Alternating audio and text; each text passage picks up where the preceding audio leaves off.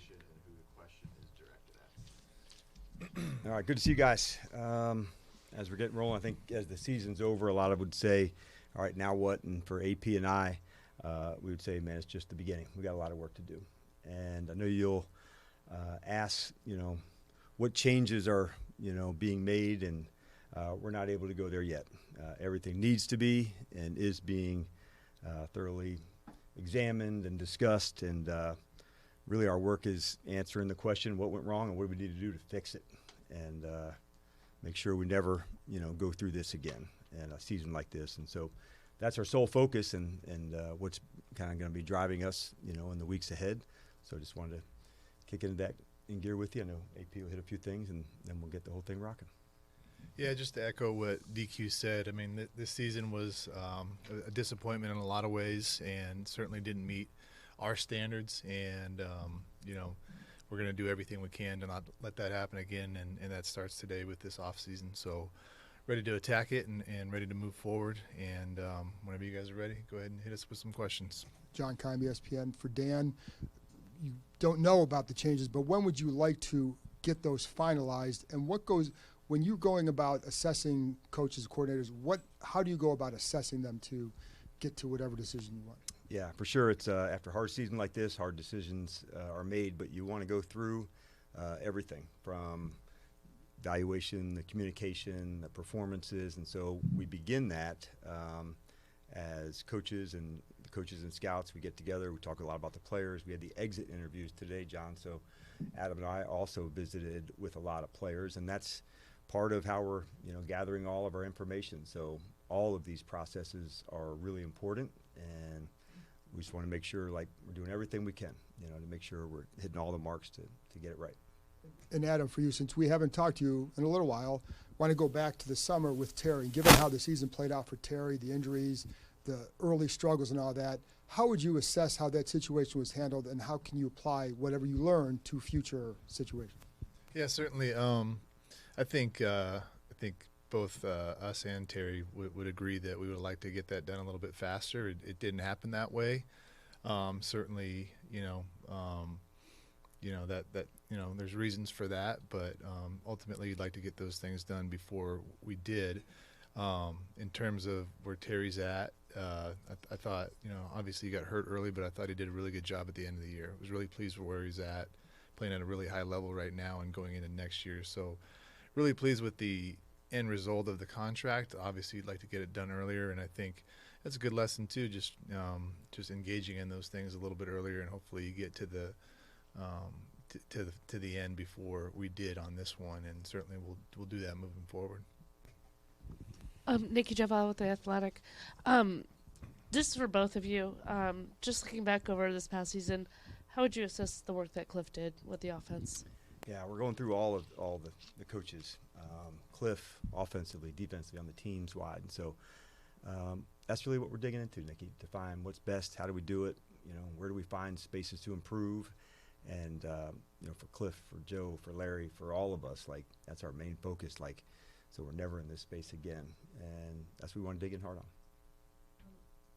And if there's, for both of you, if there's one thing that you could go back and redo, I know everything's 2020 in hindsight, but injuries aside, is there one thing that you wish you had done differently or anything like that? Yeah, there's probably a million things, when you think about it, when you don't have a good season. So it's hard to nail it down to one. I would say looking back, the things that I'm not pleased with is our turnover margin, and to not create enough takeaways, not doing a good enough job with the ball. Those are the things that come to mind first. We want to play bold, we want to play aggressive, but that part, do you have to more emphasis, more things in for it? That would be one that comes to mind first. The one thing, there's too many to list. There's like paper cuts, or I don't know how the saying goes, death by a million paper cuts. There's, when you're in this space, you're constantly evaluating and, okay, where do we go? And even yesterday, like I had said, I'd hope we'd find some of these winning time moments before the off season. And so yesterday, being behind in the fourth quarter, getting a touchdown, getting a stop, getting another touchdown, defensive stop, that's what I was looking for. And so to see some of that applied through the practice, I was pleased to see. I thought it was like a step in the right direction. We're not waiting till the off season to get this shit fixed. Like, it has to be addressed and worked on, and so I was pleased to see that. No matter who is in. Yeah, I would echo a lot of what he said. I think, taking care of the ball, doing a better job tackling, but the fundamentals of the game and our play style, I think, slipped a little bit. But those are things that we really need to hit on and harp, from the very beginning and make sure that we're upholding that standard week in and week out. David Aldridge with The Athletic. Adam, what do you think needs to be fixed on this roster? Fixed, I think, the health played a big part. Certainly it wasn't even close to the only part, but I think starting with a healthy team and really staying healthy is a big deal. But I know there's, I feel really good at some spots, but there's certainly a few spots where we can improve and get young, really, fast, exciting, explosive talent, and that's what we're doing right now. We're working on the draft and got a set of draft meetings coming up next week, which I'm really, really excited about. Got the scouts all showing us their reports and identifying some guys. We have a high pick, which is something that you don't really want if it's your own pick, but we're going to take advantage of that and try to find a young, explosive playmaker, wherever that may be. Specifically on the defensive side of the ball, what are you going to be looking at in attacking? I think there's a lot of spots I think where we can look at. I think certainly another pass rusher would be something we'd definitely be looking for, whether that's the draft or free agency. I think we have a lot of good options in both of those areas. Liam Griffin with the Washington Times. For both of you, I know you're not ready to address potential coaching or personnel changes, but when you're looking at adding coaches or adding coordinators to the staff, what kind of traits are you looking to prioritize in that process? When you're putting a staff together, like prior to coming here, Liam, you wanted to, one, it's the talent of the coach, but also the fit. And it's not a hell of a lot different than, like from Adam's side and a player to adding it to the group. You've heard us talk about commanders, and it's really no different on that side. It's the fit, it's the talent.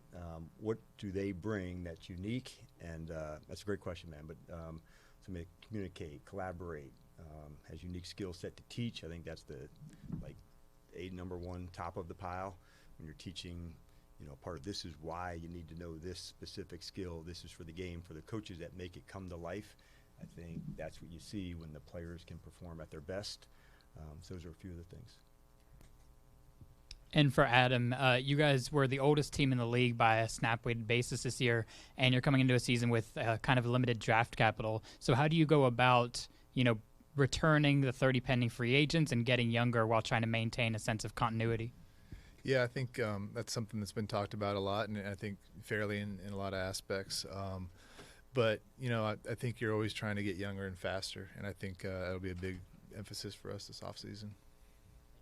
We'll go to Sean on the right. I hear the speed coming around the corner. That's awesome.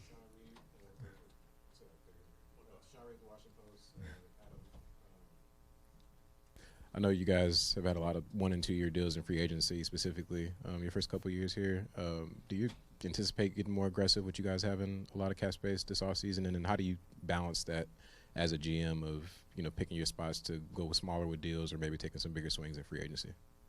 Yeah, I think a lot of it has to do with the opportunity and the specific players. Like I think with certain players when we got here, we did a little longer term deal, three-year deals. That we haven't done much more than that except for extending our own guys.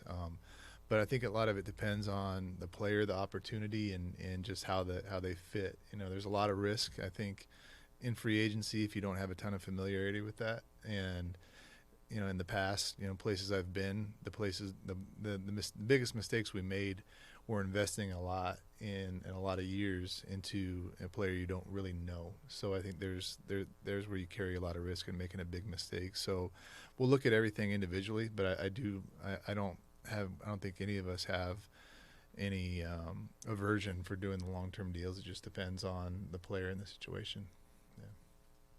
With Washington Post, Adam, is there a way to come up with kind of a long-term plan to keep Jaden upright and make sure he plays 15 or 17 games rather than 7? Is there a way? I think really, I think, and this might be a better question for DQ, but from me, I think is just continuing to. I think from my, from a personnel or GM perspective, is continuing to put good players around him. That's in front of him at the O line. It's running backs to control the ball and control the clock and not put it all on his shoulders and get in second and third and manageables.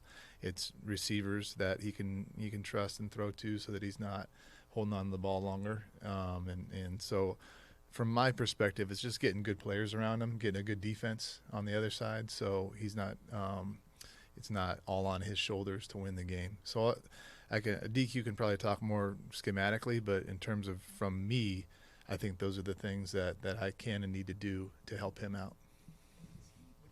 Involved in those discussions of like, hey, this is how we want you to play. This is who we're surrounding you with. How much of it Yeah, very much so, that part. And even after his injury, we specifically said this is the area, this is what we're going to work on him, as opposed to waiting till the off season. We decided let's get a jump start on that. So very much so will he be a part of it, but I would say not only will he, like we already are going there. And so it's really important. We know what he brings to us, what he means to us, and I think it's all encompassing, in how we go play the game. So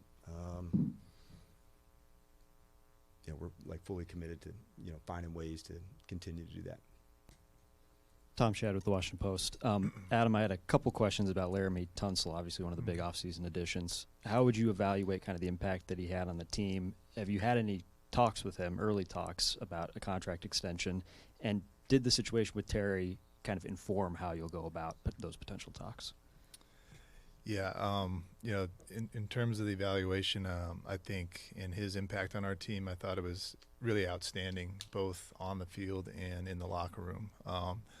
He's a great leader. I don't think, and he's not really upfront about it, but he's an outstanding leader. He's an outstanding mentor to the other old linemen. He's a really good teammate, and in a lot of ways that you don't really see because he's not looking for attention, but really just it's been really, really awesome to get to know him and to see how he goes about his business. Incredibly hard worker. And then on the field, I thought he was one of the better left tackles, if not the best in the league. He didn't get recognition for the Pro Bowl, which I was disappointed in. But you look at the metrics, he did a great job. So that's all to say that we've had constant communication. He's self-represented, but he has a team around him that we have constant communication with and had throughout the year. So I think what I can say is we definitely want to get something done with him, and sooner rather than later. Scott Abraham, ABC7. This question is for both of you. I think the big question fans want to know here is, how do you go from a team that was one win away from going to the Super Bowl, and injuries aside, because every team goes through injuries. So how do you go from a team that was one win away from going to the Super Bowl to 5 wins? Like, what happened? Like, how can you do some self-reflection and aside from injuries? Yeah, we're digging that as hard as we can, Scott, honestly, so we will never be in this situation or have a season like this again. So many factors to say, how do we play it better? How do we coach it better? How do we live it better together? One of the reasons that gives us so much insight for why we're going to play excellent football, it's the locker room. And when you go through, a terrible season, you find out a lot about guys, and you've been in the locker room, you've seen how tight and connected these guys are and how hard they want to fight for one another. So in the midst of a terrible season, I know that part is right. And if you have that part right, Scott, then I'm certain, with the changes, with the things that we need to do moving forward, we're not just trying to be good for 1 year. We're trying to do it as good as we can for a long time. And, man, are there lessons from this season that we're going to apply in 26, 27, 28, and beyond. And that's what I'd want you and our fan base to know that, man, it was hard. And hard decisions have to be made. But if I can tell you how many lessons there are to gain, man, it's a crazy amount. Adam, you have anything to add?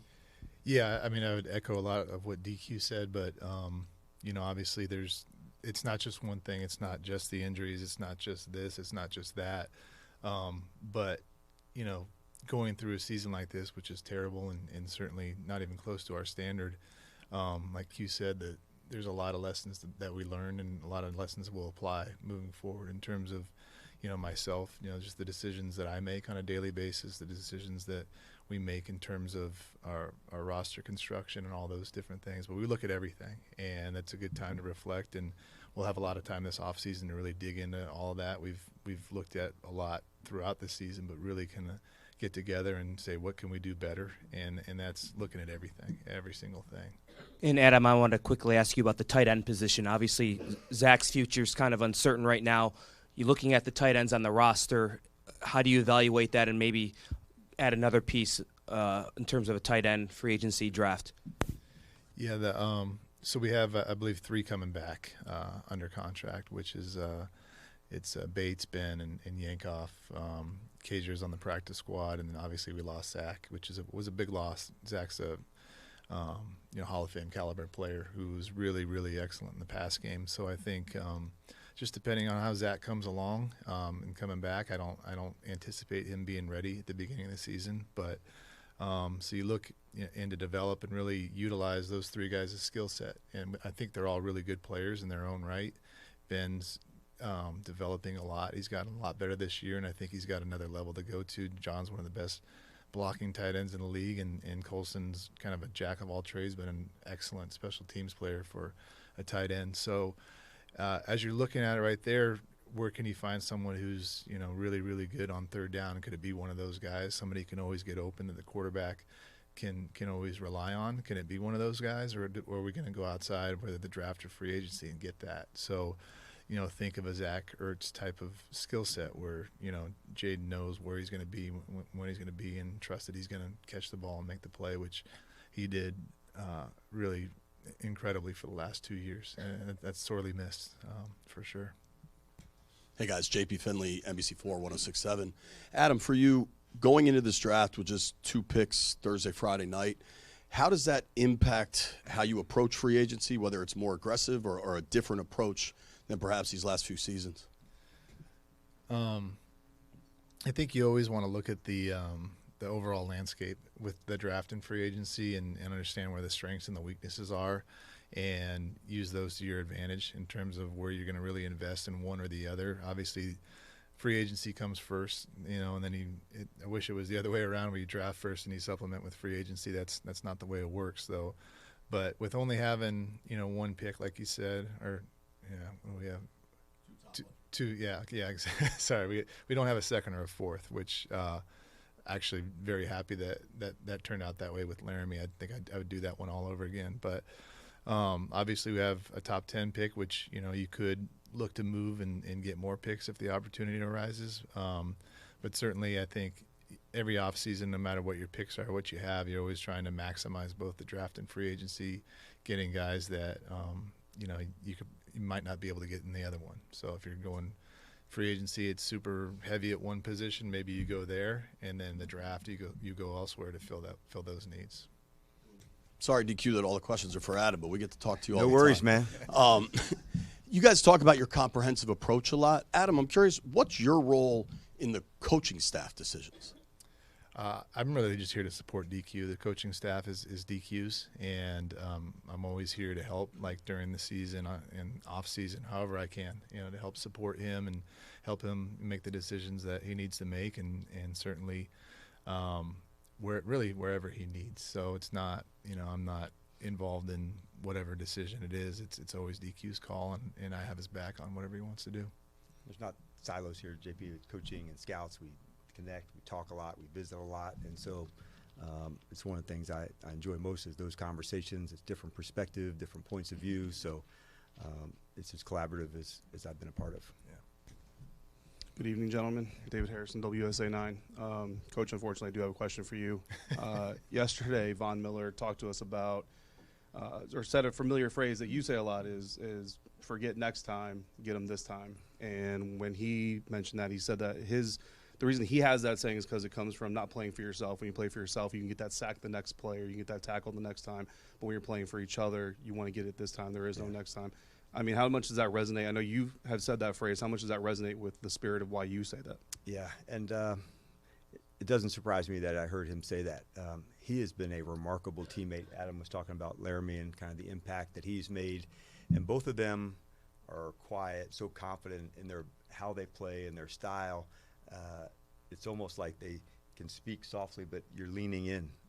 People want to gain the knowledge and the wisdom that they have, and I'm super grateful for both of them because they're wanting to share that knowledge and that wisdom. And as a veteran player, you can imagine the impact that it has on the younger ones. And even one, when we're calling younger, I'm saying been in the league a shorter amount of time.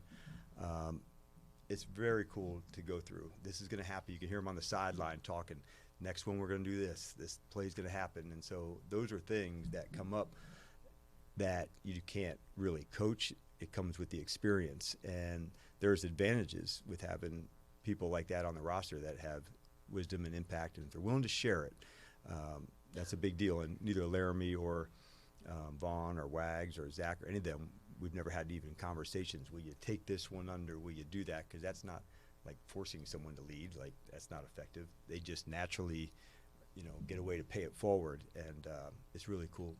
I've had in a really tough season, I've really enjoyed coaching Vaughn. And AP, as you get closer to draft weekend, is there a point in your process where, as you guys are building like your top 100 list or however you design your board, that you get the coaches involved and kind of say like, hey, we really like this player because of these traits. How do you think he would fit into what you're trying to do as a coordinator?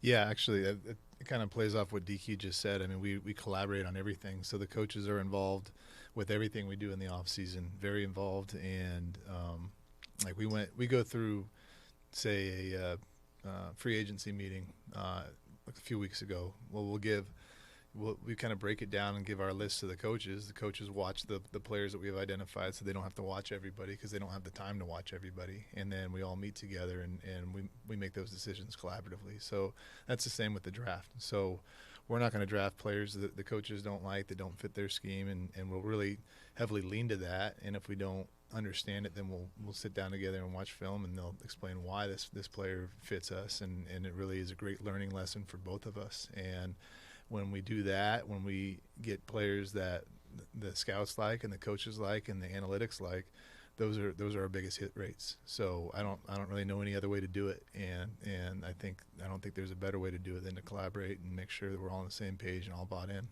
Just recently, the scouts were here on some meetings, and just have a team meeting, and you see all of them in the back. It kind of speaks to everybody doing it together. Everybody's tight in the room, and so having the scouts here with the coaches, with the team, I think that's a perfect example of how we, kind of mesh everybody together. Like, here I am looking out at players and coaches and scouts, and in the team meeting Wednesday and Thursday and Friday as they were, took a break from their meeting to come into the team meeting. This is how we're going to go win. This is how we're going to go attack it. So I liked them being all in our meetings the week they were here.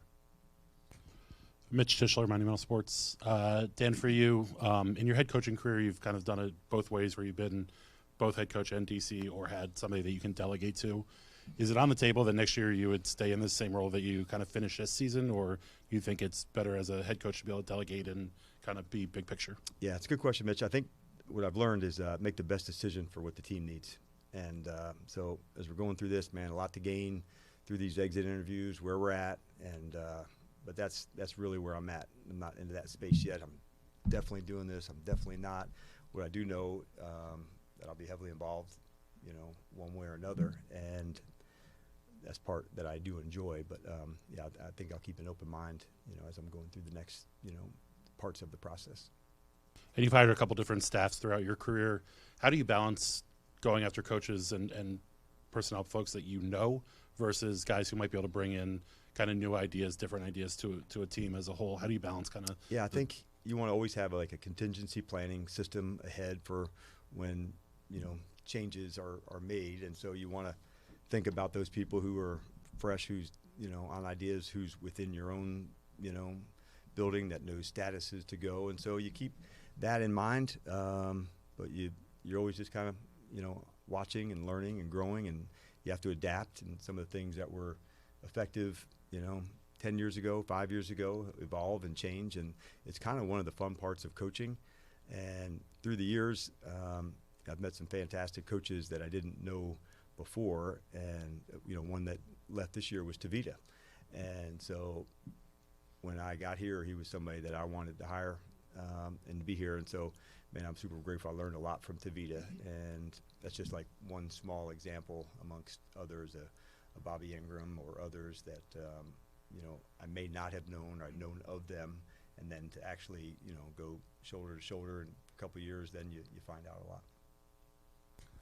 Ben Standig with the Team 980 and Last Man Standing. Adam, for you, with regards to the wide receiver room, going back to the spring and summer, obviously in an ideal world, you have Terry, you have Debo, and you have Noah Brown, but you have Terry holding out early on. Noah gets hurt in minicamp, misses all of training camp, and both those guys were out. At what point did you just look at that and think we still have enough depth? Because from the outside seemed to be a wonder as to what would happen, and obviously those guys were out a lot of the year. Yeah, I think anytime you get your top two starting guys, it hurts your depth regardless of how much depth you have. Certainly, we're always looking for help. We're always looking to get every room better. We explored a lot of different ways to get better. We ended up getting Trey Burks, who ended up being a really good player for us down the stretch. But yeah, a lot of it has to do with opportunity and then what the cost is in order to do that, and did not. I think both Noah's and Terry's injuries probably were a little bit longer than we thought they were going to be, and so all that played into it. But certainly, it made it hard for Jaden, with not having the full complement of receivers and some young guys behind him. So I think that's a good lesson for sure. But I think we did explore a lot of different things. We just didn't always pull the trigger, just depending on what that cost or what whether it's draft capital, whether it's contract, whatever it is, and I think it's certainly something we'll have to look at down the road. And obviously, the front office is about looking ahead. The coach is about looking in the moment. When you guys are in the position where you're eliminated from the playoffs or the season's going a certain way, do you weigh in and say, hey, maybe we need to get some younger guys in to see what we have next year, or even have a discussion about, hey, if we win a game in the last week, it could affect draft status and the importance perhaps of that, even if you say we're not going to worry about that? Do you weigh in on those matters? Yeah, I told him the tank, and he just said no. No. That game was important. No. The game was important for us to win, so I'm really glad we won for a lot of different reasons. But in terms of just weighing in on personnel things, I think it goes back to what Q was saying. We talk all the time. We talk every single day, all day about how can we do better. And I'll make suggestions, and I'll say, oh, that's a good idea, or no, this is why we won't do that. But I think that's a constant dialogue between us, and there's no we have a great respect for each other. So if I ask a question, he knows where it's coming from, and it's not coming from a bad place. It's either coming from trying to get information or just understanding. So, but yeah, we're always talking about that, every single week, regardless of our record, always trying to. Sometimes I have ideas that I think are good and they're not, and he'll tell me why, and then sometimes they are good. So I think that's a healthy relationship that we'll always have, and I hope that we'll continue to have. Yeah. Time for three more. I'm messing with you. Good evening, Candy Waller, Bowie TV. And this is for both of you all. When you take a look at your draft classes, so last year and this year, how well do you think they're doing? Are they right where you think they would be right now, or have they exceeded expectations, or not so much? I can start, Candy, on that. Adam and I visited with a lot of them over the last, 2 weeks or so, and I love some of the trajectory that some of them are on. The belief that we have in them is so strong, and so that's kind of what your first and second year is. It kind of goes up and it goes down. I wish development was just like going straight up. That would be awesome. But what I can say is, like, we've got some really, really good, strong foundation pieces of what we're building that are commanders that play it the right way. And, like, to see them develop and grow, like, that's one of the things I love the most about our team and where they're headed. Yeah, I would echo that and just say, there's a lot of really young players that still have a great future ahead of them. So there's guys that haven't had as many opportunities as others for whatever reason, and a lot of times it's because there's good players in front of them. But we still have a ton of belief in all of them, and they all have another level they can go to, every single one of them, and they're all willing to do that. So very happy with the young men, and like Q said, some have developed faster, some have had their ups and downs, and that's okay. We all do, especially when we're first starting something. But in terms of all that, I have a ton of belief in all those guys. Donna Hopkins, Pro Football Plus. This is for both of you all. When you look at depth across the team this year, do you feel like in each area you had it? And if not, what do you think you needed most in preparing for 2026? Yeah, Don, it's a good question. It's it's something that you're thinking about constantly. And even as that shifts, like offensive line, we really had our most depth. And even that was challenged here at the end of the season with some different roster change-ups. So with the addition of the practice squad and allowing that to be, that is a bigger piece than it's ever been. And some veterans, some not, but developing within is a really big piece. We'll continue to dig in hard on that. As developmental coaches, that's our job, to take them to the next spot, take them to the next level. And we were just talking about some of the players that we have so much belief in. It is helping them get to that next spot. And so as depth goes, you got to dig in, you got to find where you're vulnerable, where you got to keep developing people, what would be the contingency plan if this happened this week. So that's really where like the start of the week goes with Adam and I on Monday after we get done through the injury report, what would change, what would be the same. And this year we had far too many of those conversations about this is how we're going to go and this is how we'll play it. But it also came from that, some guys that maybe we wouldn't have known as much about, and how would it go and what it would look like. And so when called upon, how would they deliver? And, as we're going through it, it's difficult at times, but having that depth piece is a big deal, and it's developmental. It's taking people to the next space most often. Yeah, it was certainly challenged our depth this whole year. And, I would say just great job by our personnel staff, because every Monday was a challenge in getting the guys in that we could just to play. But then certainly you got to think about where do you have depth for guys that are ready to play and contribute? Where are you using that depth for guys on the practice squad that you want to develop and continue to, they may not be quite ready to play yet. And so, learning to find that balance and at every position is something we're always constantly trying to get better at.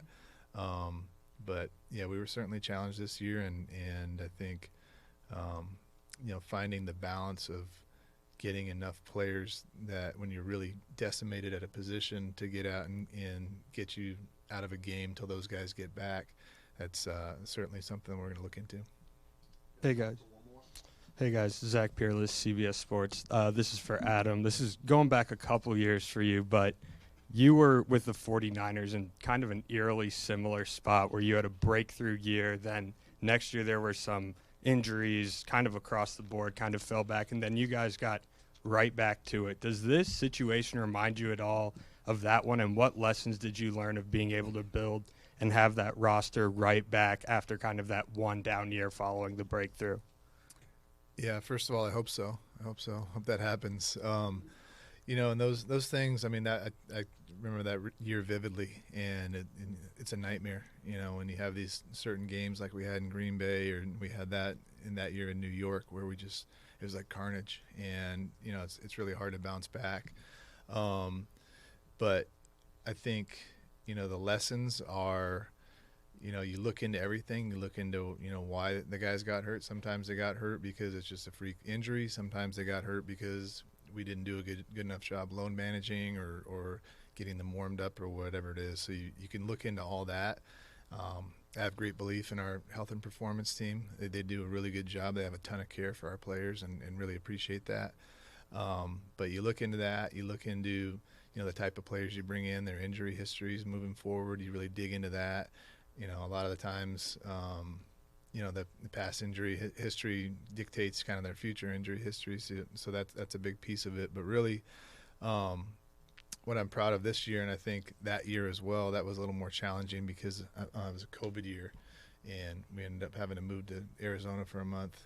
But it really tests your resolve, and it tests your what we call brotherhood. And what was cool to see today, we met with a lot of players today on the checkout process, and really tip my cap to DQ here, because a lot of them, despite the poor results, everybody really still believed in us and this team and what we're doing and the direction we're going. So I think that's something that you can really lean on and say, okay, we can dig into this more and bank on that we're going to have a little bit better luck with that next year, and continue to add healthy pieces and get those guys that we lost back, which is a big deal too. We get a lot of those guys back, which will really make us look a lot different. All right. Thanks, guys. Appreciate it. All right. Thanks, everybody. Thanks, everybody.